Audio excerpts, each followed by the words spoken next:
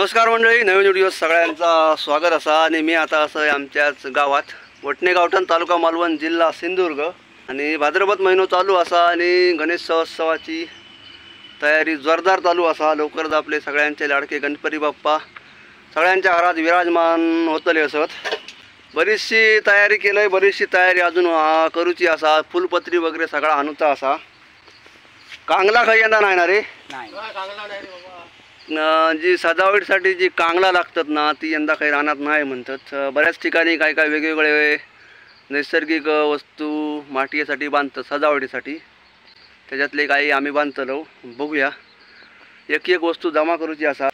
तर हरतालिकेसाठी की नाही बऱ्याच महिला वर्गाचा उपास असता ना, हरतालिकेचा उपास असता आणि त्या उपासाक की ना म्हणजे कोवळो नारळ असता, त्यात मस्त की पाणी असता आणि थोडीशी मलाई असता, त्याका आम्ही शेळा म्हणतो। तर बऱ्याचशा महिला वर्गांचा उपवास असता आणि ही शेळी केळी भावात नेऊन देता ना, भाव आपल्या बहिणीक शेळा केळा नेऊन देता हरतालिके दिवशी। असो काही एक प्रथा असा। तर मी आता असं आमच्याच गावात बरीचशी अशी भातशेती इकडे असा आणि शाळी गाडी होतय हैसर झाडाचे मालक असत त्यांका की ना ह्या नारळाच्या झाडात एक सरपटणारा जीव दिसलेलो असा। माका माहिती असा की सरपटणारा जीव असता त्याच्यात, कारण हे जे कवाचो असा नारळाच्या झाडाचो ना त्याच्यात बरेचसे असे साप असतात, वेंतू असता, उंदीर असता। त्याच्यामुळे मी माझी सुरक्षा घेऊनच काम करतोय। जास्त करून मी वर कवा त्यात चढत ना या दिवसात आणि सुरक्षा म्हणून हातात हँड ग्लोव्ज घातलेले असत। तर माका दिसलेला नाही, ह्या मालकांका दिसलेला असा एक सरपटणारो प्राणी म्हणजे साप असा। तो बघूया आता खयच्या जातीचो असा आणि कसलो असा आणि विषारी हा काय बिनविषारी असा आता नंतर बघूया। आम्ही काय त्यांना मारतलो नाही, कारण इकडे बरीचशी भातशेती असा आणि भातशेतीतले सगळे उंदीर आहेत ना ते साप खात असत। त्या आमका आता शेळी काढूची असत, कारण मी शेळी काढलंय नाही। शेळी काढूसाठी आमका त्या सापाक आधी बाहेर काढूचो असा आणि ह्याच्यातला एक शेळा मी घेऊन जातलोय माझ्या बहिणीक। नाही तर बहीण मनातनं शेळा माका दिलंच नाही, मेवणे एक शेळा नेऊन दिलंस, त्याच्यामुळे एक शेळा घेऊन जातले बहिणीक आठवली गावात। तर असो काही आजचो माझा कार्यक्रम असा। ह्या नारळाच्या झाडात असा एक तो साप, बघूया आता कसलो हा तो। आता बघतो थंयसर हा कोण असा,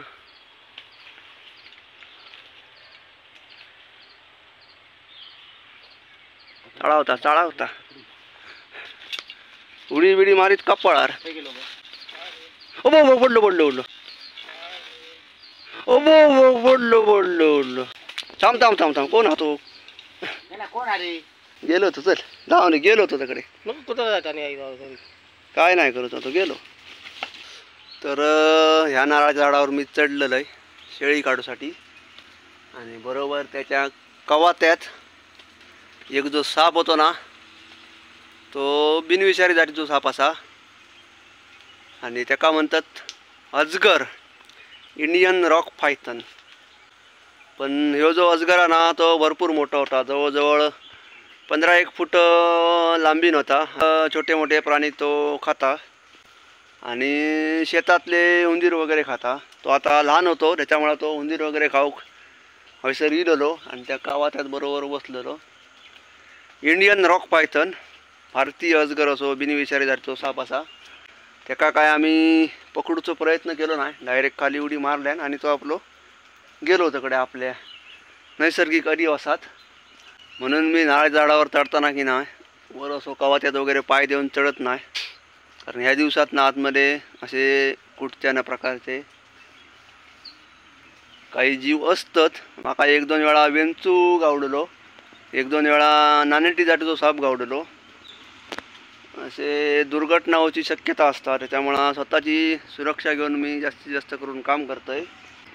तर तुमच्या घराजवळ किंवा अशा ठिकाणी जर असे काही साप इले ना तर तुम्ही सर्पमित्रांका बोलवा किंवा जर शक्य नाही झाला तर त्यांका काठीने असे बाजूक करा, मग ते आपल्या अधिवासात निघून जातले। आणि खयचोही साप जो की आपल्या घराकडे येताना तो काही आपल्याक त्रास देऊसाठी किंवा आपल्याक दंश करूसाठी येत नाही, तो आपला भक्ष्य स्वरूपासाठी आपल्या घराकडे येतात उंदीर वगैरे जास्तीत जास्त करून साप हे खातात. आणि साप ह्यो आमचो शेतकऱ्यांचो मित्र असा. बऱ्याचशा भाष्य दितले की नाही उंदीर साप खातलो त्याच्यामुळे सापाक मारू नको. आणि साप ह्यो आपल्या निसर्गाचो अविभाज्य घटक असा. त्याच्यामुळे आम्ही त्या अजगराका मारलो नाही, सोडून दिलं असो. श्रावणगावापासून जवळजवळ 1-2 किलोमीटर आडवली गाव असा. तर बहिणीक खेळा घेऊन जातले. अजगराक आम्ही सोडलो, उंदीर राहिले खाता सोडून दिलो. सोडून दिलो. वर मारू नको, सोडून टाक. कारण हे जे साप असतात ते सगळे आपल्या भास्यरीतले उंदीर खातात. त्याच्यामुळे सापांका मारू नको, बरोबर. शेळ्याचं पाणी पिते थोडासा. एकच नंबर असा. जाऊया आता आपण पुढच्या प्रवासाला जाऊया. 50 आणि 40 अर्धा डझन द्या. आणि काय केळी घेतली. सुपारी कसे? सुपारी 25 रुपये. 25 रुपयाक 5. तर ह्या असा माझ्या बहिणीचा घर मालवण तालुक्यातील आडवली गाव. शाळा आणि केळा घेऊन बघूया असा काय करायचा.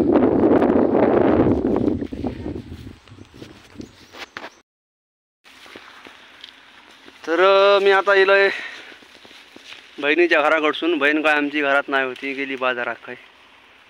काय आडवली तो माळा नाव. आडवलीच्या माळावर ही 4 हरणा काढलंय जी की आपल्या सजावटीसाठी आम्ही वापरतो. मांडी एक बांधतो आणि थोडीशी काढतोय. कांगडा नाही होय? हा गावठी शोधू कोई एवढ्या रानात शोधायची कशी? तुम्ही आलेच? होय होय. हे हय सर घरांचे राखणे असत. हे आता हिलय म्हणून काढतो. आता हिलय म्हणून काढतोय ना. हो आता बरेच जण काढून विकतात ना.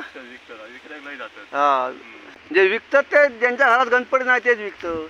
हा जे घरात गणपती बसत नाही ना तेच लोक जास्त करून हे विकतात. आणि बऱ्याच जणांकडे तो फायदा पण होता. कारण शहरात ह्या गावणार नाही. काही लोकांचा याच्यावर उदरनिर्वाह पण असा. निसर्गावर बऱ्याच जणांचा उदरनिर्वाह असा. बरेच जण ही फुलपत्री म्हणतो ना आम्ही. ही फुलपत्री काढून बरेच जण विकतात. हा मांडी सजावट. त्यामुळं रोजगार पण मिळतं. पण काय करतात बरेच जण तोडून टाकतात. आता यंदा कांगला काही रानात नाहीतच म्हणतात कारण झाडीत तोडून टाकतात. बाकी इतर वस्तू गावणारे असत पण कांगला काही यंदा नाही म्हणतात. शेरोडा गावतो. शेरोडा पांढरे दिसतात पटकन ना. आमच्यारी माप असत पण तिला अडचणी तसं. आम्ही गोठण्यातले नारळ काढू गेलेलो. बहीण असा आमची ते गाडी गाडीच ते 2 बंगले बांधले येते का बाजू ती दोघा जण. हा सोबला आमची बहीण असा. ते नारळ काढू गेलाय तो मात्र श्रावण असून जाऊया बहिणी शाळा खेळा घेऊन जाऊया. ते बहीण नाही घरात. आता जाऊया आता घरात. चला आता भेटाय आता गणपती आगमनाच्या दिवशी. हा चला.